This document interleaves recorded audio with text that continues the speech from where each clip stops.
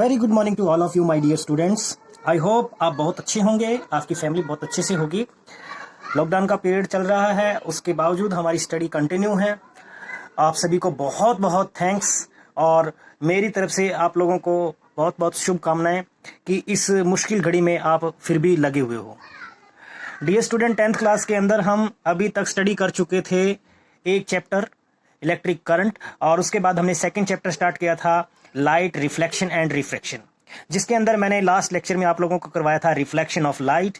और आज हम डिस्कस करने वाले हैं टाइप्स ऑफ मिरर और मिरर के अंदर आने वाली कुछ इंपॉर्टेंट टर्म्स। ठीक है, स्फेरिकल मिरर के अंदर हम कुछ इंपॉर्टेंट टर्म्स जो है आएगी उनको डिस्कस करेंगे।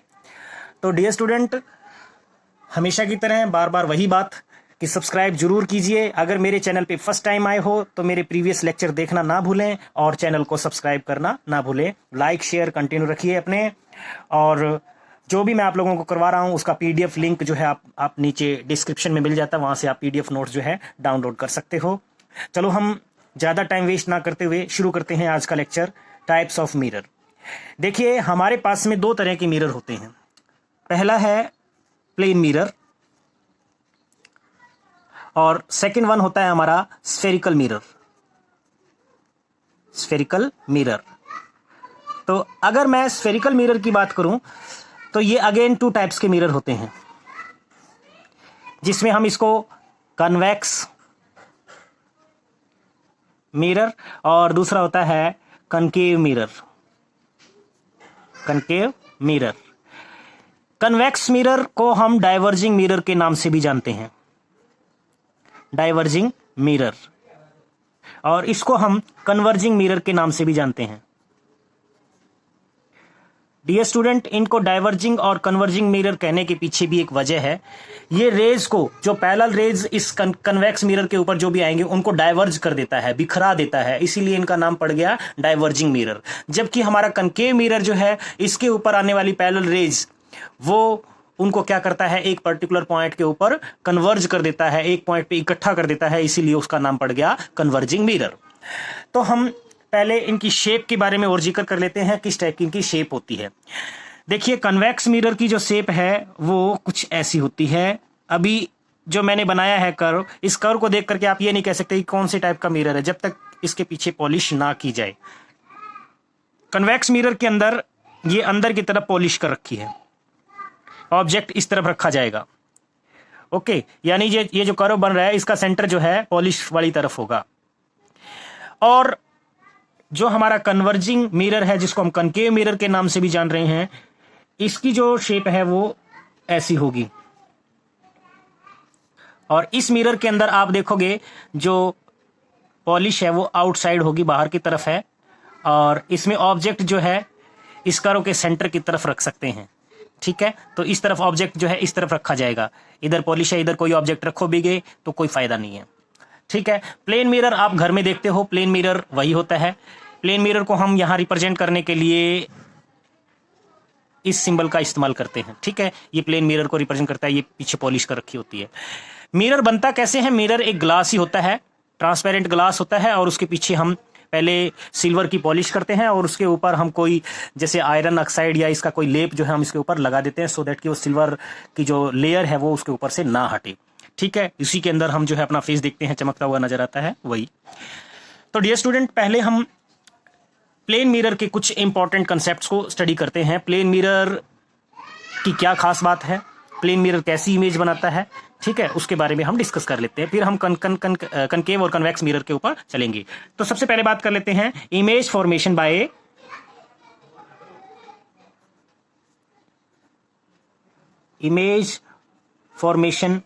Bye plane mirror.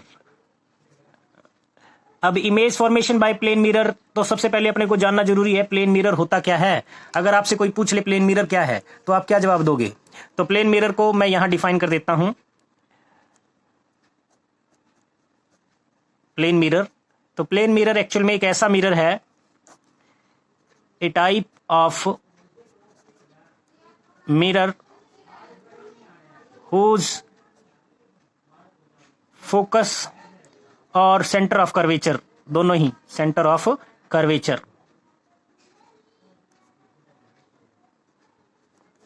Lies at infinity, lies at infinity.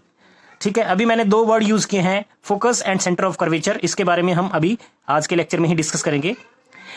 तो सबसे पहले मैं image formation by plane mirror का जिक्र कर देते हैं। इन्फिनिटी के ऊपर बनती है प्लेन मिरर जो होता है उसका जो फोकस पॉइंट है और सेंटर ऑफ कर्वेचर हम इन्फिनिटी पॉइंट पे मानते हैं, यानी हमें नहीं पता कहां पे होगा। प्लेन मिरर से जो इमेज बनती है उसके बारे में डिस्कस कर लेते हैं। ये हमारा एक प्लेन मिरर मैं बना दिया, ये प्लेन मिरर है हमारा और इसमें पॉलिश कर रखी है, आपको नजर आ रही है। और ये सपोज करो वो एक्सेस है जिसपे हम ऑब्जेक्ट रखेंगे। ये प्रिंसिपल एक्सेस के नाम से भी जानी जाती है। पी पॉइंट जहां पे मिरर को ये एक्सेस काट रही है 90 डिग्री पे, ये पोल या वर्टेक्स के नाम से जाना जाता है। अभी हम जब इंपॉर्टेंट टर्म्स जो है स्टडी करेंगे स्फेरिकल मिरर की तो उसमें ये पॉइंट आ जाएंगे। सपोज करो यहां पे मैंने कोई ऑब्जेक्ट रख दिया, ये ऑब्जेक्ट है हमारा, एरो से रिप्रेजेंट किया जाता है ऑब्जेक्ट को, और इसको मैंने ए बी से रिप्रेजेंट किया। अब देखिए इससे जो इमेज फॉर्मेशन होगी वो कैसी होगी। सबसे पहली जो रे होती है ये प्रिंसिपल एक्सिस के नाम से जानी जाती है, इसके ठीक पैरेलल हम रे लेंगे। ठीक है, ऑब्जेक्ट जो लेते हैं वो एक्चुअल में एक कैंडल वगैरह भी हो सकती है, ठीक है, या कोई भी ऑब्जेक्ट हो सकता है। अब इसमें से बहुत सारी रेज होंगी लेकिन हम कुछ सिलेक्टेड रेज ही लेते हैं इमेज फॉर्मेशन के लिए, ये याद रखना। ठीक है, तो इसमें से पहली रे जो है एग्जैक्टली प्रिंसिपल एक्सिस के पैरेलल चली गई और जो प्लेन मिरर के 90 डिग्री पे जा रही है, यानी नॉर्मल के अलोंग जा रही है। और लास्ट लेक्चर में हमने जब रिफ्लेक्शन ऑफ लाइट स्टडी किया था आप लोगों ने देखा था कि जो नॉर्मल के अलोंग कोई रे आती है, यानी इंसिडेंट एंगल कितना बनाया इसने 0 डिग्री, क्योंकि हमें पता है इंसिडेंट रे और नॉर्मल के बीच होती है जो हमारा इंसिडेंट एंगल है, तो वो यहाँ पे कितना हुआ 0, रिफ्लेक्टेड एंगल भी 0, तो ये इसी तरीके से वापिस चली जाएगी, रिफ्लेक्ट होकर के वापिस चली गई। ठीक है, दूसरी रे जो है हम कहां से कंसीडर करें, अब दूसरी रे हम कहां से कंसीडर करें, तो इसके लिए सबसे पहले हमारे लिए जानना जरूरी ये हो जाता है कि अब ये ऑब्जेक्ट जो है कहां इमेज फॉर्मेशन करेगा। तो एक रे जो है मैं पोल पे ले जाता हूं, ये पोल पे चली गई। अब चूंकि ये पोल पे जा रही है, ये लाइट इसको क्रॉस करके पार तो नहीं जा सकती, तो इसका मतलब यहां जितना एंगल है उतना ही एंगल बनाते हुए यहां से ये रिफ्लेक्ट हो जाएगी, ये रिफ्लेक्ट हो गई, ये रिफ्लेक्टेड एंगल हुआ। अब आपको पता है एक रिफ्लेक्टेड रे ये है और एक रिफ्लेक्टेड रे ये है, ये दोनों कहीं पे भी मीट नहीं कर रही, तो इमेज कहां पे बनाएगी, क्योंकि ये आगे गैप जो है बढ़ता चला जाएगा। इमेज फॉर्मेशन वहीं हो सकता है जहां पे दोनों रिफ्लेक्टेड रे आपस में कहीं मीट करती हो। तो हमें इमेजिन करना पड़ेगा कि कहीं ना कहीं ये मीट करेगी, तो इसके पीछे की तरफ इस रिफ्लेक्टेड रे का जो है बैक ट्रेस करते हैं हम डैश लाइन से। डैश लाइन का मतलब जो है हम इमेजिन कर रहे हैं कि यहां पे रे एक्चुअल में जारी होगी, और इसकी हमने ट्रेस की, तो सपोज करो ये आ गई।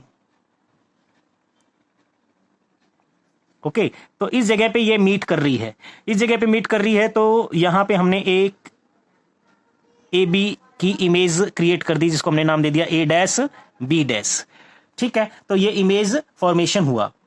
अब इस इमेज की खास बात क्या है, इस इमेज की खास बात ये है, कैरेक्टरिस्टिक्स अगर हम इसके लिखें, इसके कैरेक्टरिस्टिक्स,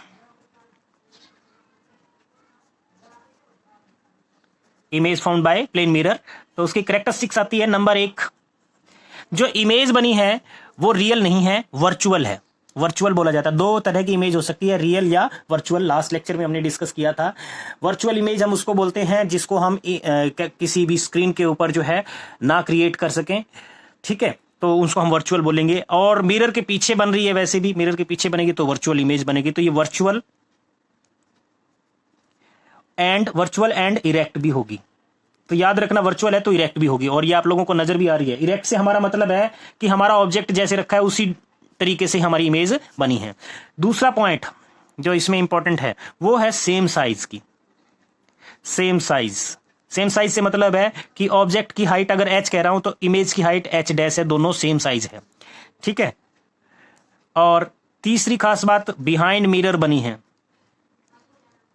बिहाइंड मिरर। ठीक है, नेक्स्ट पॉइंट, और क्या खास पॉइंट आप लोगों को नजर आ रहा है इसमें, मिरर के पीछे बनी है, और क्या खास बात है, same distance. Same distance, same distance से हमारा मतलब है यहां पे कि ऑब्जेक्ट का जो भी डिस्टेंस हम मेजर करेंगे इस पोल से मेजर करेंगे, पोल से ऑब्जेक्ट का जो डिस्टेंस है उतना ही पोल से इमेज का डिस्टेंस होगा। ये हर केस में होगा। इसको अगर मैं थोड़ा आगे शिफ्ट करूंगा तो इमेज पीछे शिफ्ट हो जाएगी, इसको आगे शिफ्ट करूंगा तो ये भी आगे शिफ्ट हो जाएगी। मतलब इमेज डिस्टेंस, ऑब्जेक्ट डिस्टेंस और इमेज डिस्टेंस क्या होगा, same.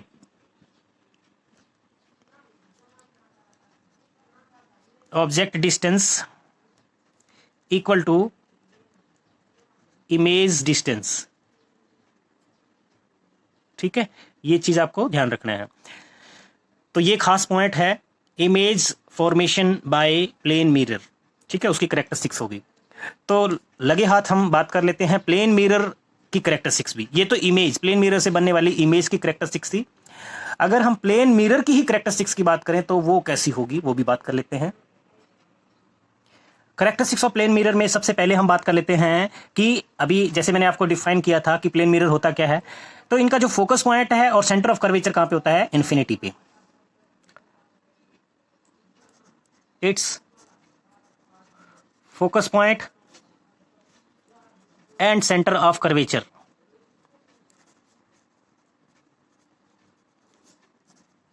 Lies at infinity.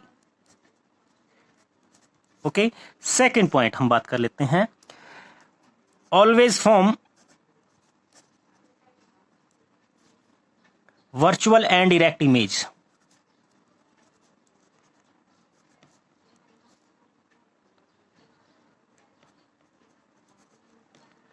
Virtual and erect image ही क्रिएट करेगा।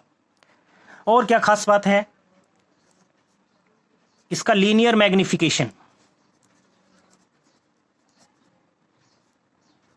ये इंपॉर्टेंट पॉइंट है। लीनियर मैग्निफिकेशन स्मॉल m से रिप्रेजेंट करते हैं, ये हमेशा ही +1 होता है। वेरी वेरी इंपॉर्टेंट है। m is equals to +1। इसके बारे में मैं आगे के लेक्चर में डिस्कस करूंगा। ये कई बार पूछा जाता है कि ये किस मिरर के लिए है, तो ये सिर्फ और सिर्फ प्लेन मिरर के लिए होता है। इसका मैग्निफिकेशन कभी चेंज नहीं होता, उसका मैग्निफिकेशन हमेशा ही, प्लेन मिरर का मैग्निफिकेशन हमेशा ही यूनिक है, और वो है m इज इक्वल्स टू +1। ठीक है, तो ये हम आगे के लेक्चर में डिस्कस करेंगे। इसमें एक खास बात और है, वो ये है कि object distance and image distance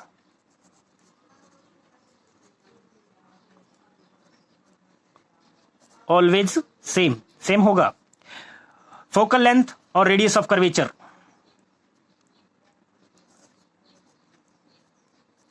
focal length ये भी हम आगे नेक्स्ट लेक्चर, इसी लेक्चर के अंदर आज डिस्कस कर लेंगे। Focal length and radius of curvature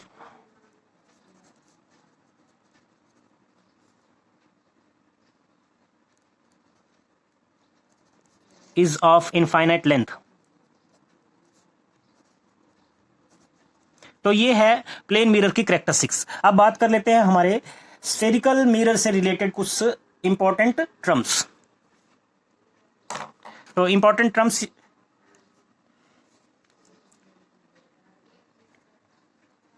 some important terms related to spherical mirror।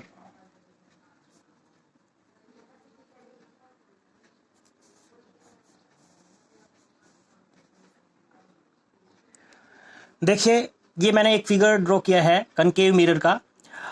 अब इसमें आपको पॉइंट नजर आ रहे हैं PCF। ये पॉइंट क्या रिप्रेजेंट करते हैं? सबसे पहले हम बात कर लेते हैं centre of curvature.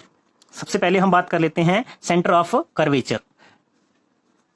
Centre of curvature, नाम से पता चल रहा है कर्व का सेंटर। ये कर्व है, इस कर्व को हम अगर कंप्लीट सर्किल बनाएंगे तो उसका जो भी सेंटर बनेगा, ठीक है, ये कंप्लीट स्फीयर बनेगा एक्चुअल में, तो इस स्फीयर का जो भी सेंटर होगा उसी को हम सेंटर ऑफ कर्वेचर बोलते हैं। तो इसको डिफाइन करने की मेरे ख्याल से जरूरत तो है नहीं, फिर भी लिखना चाहो तो लिख सकते हो, centre of the centre of the curve of spherical mirror. ठीक है, रिप्रेजेंटेड बाय सी से रिप्रेजेंट करते हैं हम इसको। दूसरा पॉइंट है रेडियस ऑफ कर्वेचर।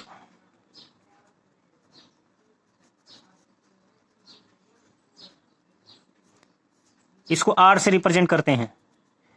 तो रेडियस ऑफ कर्वेचर क्या होगी? It is defined as the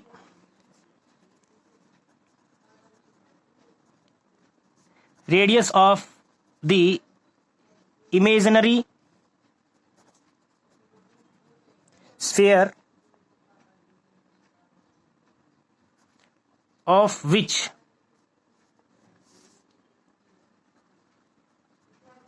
mirror is part. ठीक है, यानी मिरर जो एक्चुअल में किसी एक स्फीयर का हम पार्ट कंसीडर कर सकते हैं, तो उस स्फीयर की जो रेडियस होगी उसी को हम रेडियस ऑफ कर्वेचर बोलते हैं। तो यहां पे अगर फिगर में आप ध्यान से देख पा रहे हो, सी से पी तक की जो लेंथ है इसी को हम रेडियस ऑफ कर्वेचर बोलते हैं। पी हमारा पोल है, या इसको हम वर्टेक्स का नाम भी देते हैं। पी को हम पोल या वर्टेक्स के नाम से जानते हैं। एफ जो है फोकस पॉइंट है। अब फोकस पॉइंट क्या चीज हुआ? फोकस पॉइंट ये एफ से रिप्रेजेंट किया जाता है, कैपिटल एफ से। ये एक्चुअल में क्या है? हमारा mid point of radius of curvature. The mid point of radius of curvature. ठीक है, और फोकल लेंथ क्या होगी?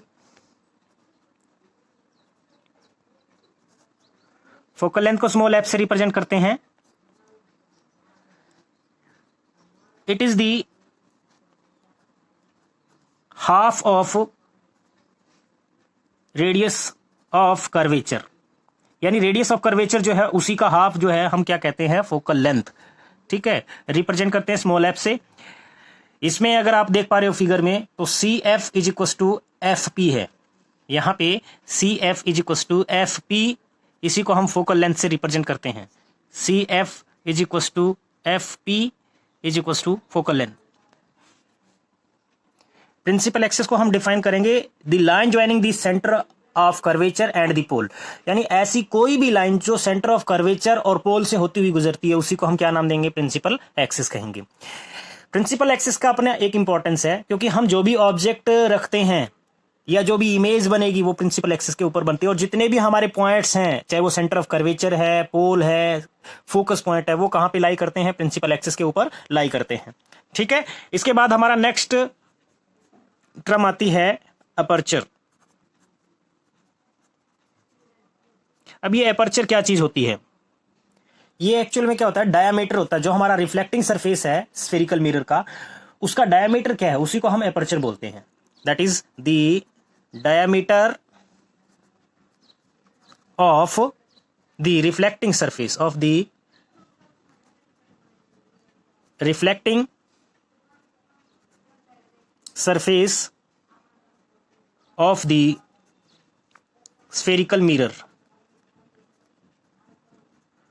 ओके, स्फेरिकल मिरर का जो रिफ्लेक्टिंग पोर्शन है उसका डायमीटर कितना है उसी को हम एपर्चर कह सकते हैं। ठीक है, या फिर इसको आप ऐसे फिगर से समझ सकते हो। जैसे मान लिया कि मेरे पास में ये एक कनकेव मिरर है, तो इस कनकेव मिरर का यहां से लेकर के यहां तक का जो डिस्टेंस है, यानी एंड्स के बीच का जो एंड जो हमने कंसीडर कर रखे हैं इस मिरर के, वो जो डिस्टेंस है पर्टिकुलर, उस डिस्टेंस को ही हम क्या नाम दे रहे हैं? Aperture. That is it is equals to the straight line distance between two end of the mirror. ये दो एंड हो गए, इनके बीच का जो स्ट्रेट लाइन डिस्टेंस है वही क्या कहलाता है यहां पे? एपर्चर। ठीक है, आई होप ये समझ आ रहा होगा आपको। पोल और vertex, the mid point of the midpoint of the reflecting surface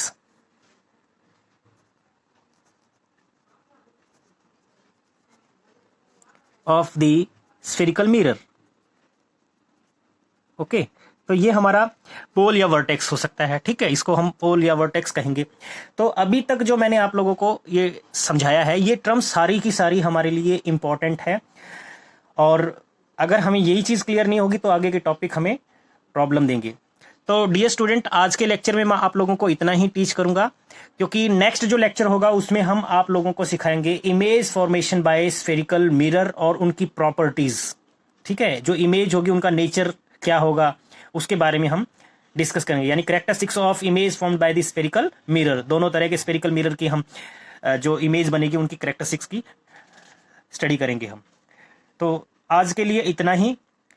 dear student, bar bar request है, चैनल को सब्सक्राइब करवाइए, ये आप ही का चैनल है, आप लोगों के लिए ही मैं यहाँ पे आया हूँ। और अगर आप लोग इसको वैल्यू नहीं समझोगे इस यूट्यूब चैनल की, तो उसके बिना फिर मुझे भी जो है इंटरेस्ट नहीं आएगा। चैनल सब्सक्राइब करवाइए। जितने भी स्टूडेंट है, हर एक बच्चा जो है कम से कम 10-20 बच्चों को और जोड़ सकता है। जो भी नेट यूज़ करता है उसको आप जोड़ सकते हो। ये ज़रूरी नहीं कि वो स्कूल में जाता है कि नहीं जाता है, कौन सी क्लास में है, आप उसको चैनल सब्सक्राइब करवाइए। और आज का जो PDF लिंक है वो नीचे डिस्क्रिप्शन में गिवन है, वहाँ से आप डाउनलोड कर सकते हो। Thank you and have a nice day.